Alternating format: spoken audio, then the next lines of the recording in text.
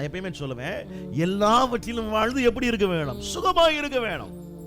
ஏதோ ஒரு எல்கையில நீங்க நல்லா இருந்துட்டு மற்ற எல்கையில வீக்கா இருக்கிறது தப்பு. என் கை மட்டும் பாருங்க, இப்படி சொல்ல, கை ஒருத்தருடைய கை மட்டும் அப்படி பெருசாயிட்டே போகுது அப்படின்னு பார்த்தீங்கன்னா என்ன பண்ணுவீங்க? யானை கால் மாதிரி யானை கை அவருக்கு அப்படிம்பீங்க.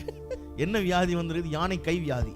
அந்த கை மாத்திரம் பெரிதாக்கி கொண்டே இருக்கிறது, என்னவென்றே தெரியவில்லை. வலது காய் மாத்திரம் அது தடுசாயி பெருசாயி, ஆமீன், கையும் காலும் உடல் அளவிற்கு கை இருக்கிறது அப்படின்னு சொல்ல ஆரம்பிச்சிடும். எதுக்கு சொல்றேன்னா, ஒரு சரீரத்தில் இருக்கக்கூடிய உறுப்பு அப்படின்னு சொல்லும் போதே எல்லாம் சீரா வளர்ந்தாதான் பார்ப்பதற்கும் அது அப்நார்மலா இருக்காது, சீரான வளர்ச்சி. உண்மைதானே இல்லையா? நிறைய பேருக்கு வந்து இப்படிதான் இருக்குது, கை மட்டும் வளர்ந்துட்டு போற மாதிரி. நிறைய பேருக்கு என்ன செய்யறது, பொருள் மட்டும் நல்லா வளர்ந்துருச்சு, மனசு வளரல, சிந்தையில வளர்ச்சி இல்ல, உறவுகள்ல வளர்ச்சி இல்ல, ஆமா இன்னும் சொல்ல போன உணர்வுகள்ல வளர்ச்சி இல்ல.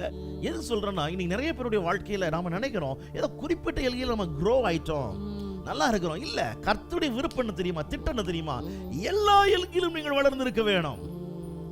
ஆமென். இன்னைக்கு ராத்திரி உங்களை பார்த்து சொல்றேன், விசுவாசிகளா இருக்க தேவனுடைய பிள்ளைகளா இருக்கிற உங்கள் ஒவ்வொருத்தருடைய வாழ்க்கையிலும் சகல பரிபூரணத்தினாலே நீங்கள் நிறையப்படவும். பவுல் ஜெபிக்கிறார். என்ன ஜெபம் பண்றார் தெரியுமா? சகல பரிபூரணத்தினாலே, எல்லா விதமான நிறைவினால நீங்கள் நிறையப்படவும். ஆமென். ஓ பிரைஸ் தி லார்ட். விசுவாசிக்கிறீங்களா? நம்புறீங்களா?